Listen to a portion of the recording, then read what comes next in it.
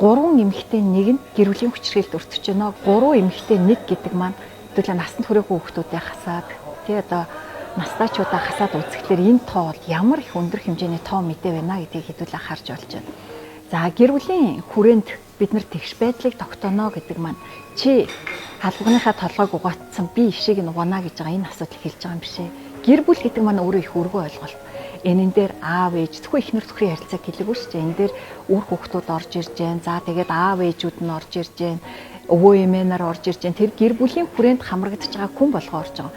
Тэгэхээр бид нар гэр бүлийн хүчирхийлэл гэдэг ойлголтоо ерөөсөө тэгш харилцаа, тэгш эрхийн асуудлыг л ойлгочих хэрэгтэй. Бид нар яадгүй гэхлээр нөгөө хүндлэнгийн нөлөө ихтэй амьдардаг хүмүүс.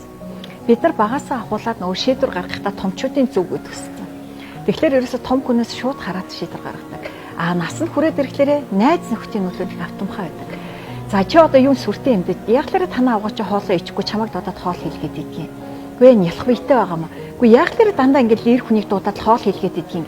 Ингэхлээр нэрэл нөгөө найзуудын хэлээд байгаа зөв юм шиг санагдаад нэг арчаагүй их нэртэй суудсан юм шиг санагдаад хоолоо идэггүй шиг танаа хүүхдүүд яасан чимээтэй ингэвэл нөгөө хүүхдүүдийнхаа сэтгэл зүйн дарамт үзүүлэл битгий гэрте орилдоод шуугуулдаад гэдэг юм.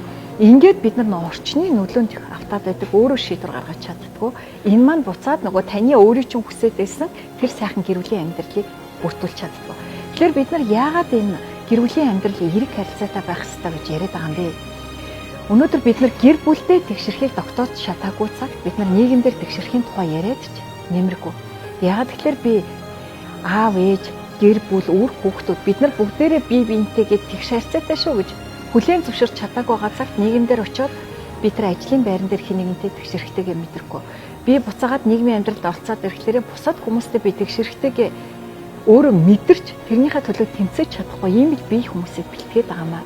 Тэгэхээр гэр бүлийн хүчирхийллийн төгсгөл 3 зүйл дээр л тогтдог гэж хэлдэг байгаа.